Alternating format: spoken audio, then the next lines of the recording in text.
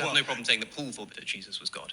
Okay, but my assertion is that Jesus that's actually claimed to be super God. clarifying for me, because then my question is, what piece of evidence do you now need in order to believe that Jesus claimed to be God? Like, what is it for you that you would be like, you know what, that convinces me? Jesus, in his own words, saying that I am God. So I debated Alex O'Connor on if Jesus claimed to be God. And I want to show you where I went with it. And then afterwards, I want to show you what I would actually do different.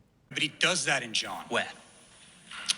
Before Abraham was, I am. Sure, so before Abraham was, I am. For a start, as I've said, it only appears in the Gospel of John. We don't know if the But historical he at least Jesus said it once, and the claim if is that he never did. Because of the format and the time that I have, I went with John 8:58 because it is a clear expression of Jesus claiming not to just be God, but Yahweh.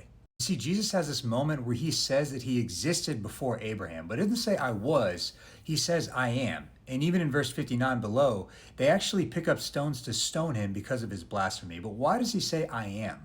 Because way back in Exodus, when Moses asked God's name, he says, I am who I am. Say to this people of Israel, I am has sent me to you. So because this is such a clear claim to deity, this is why critics have to disown it and say it's the least historically reliable because it happens in the last gospel and it's only said once. And it's not a bad counter argument, which is why it's not my go-to in Jesus' claims to be God.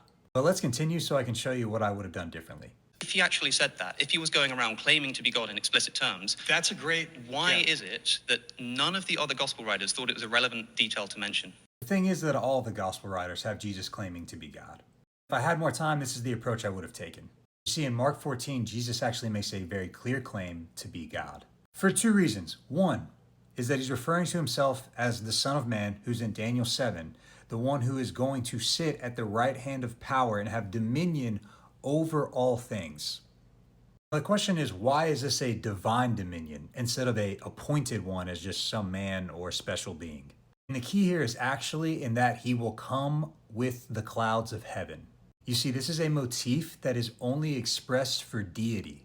Baal in the Ugaritic text was viewed as the cloud rider, and the Israelites, they kind of have this little deity game. They're like, nah, you don't understand. Yahweh is the one who rides on the clouds, and he's depicted of that as that multiple times in the Old Testament.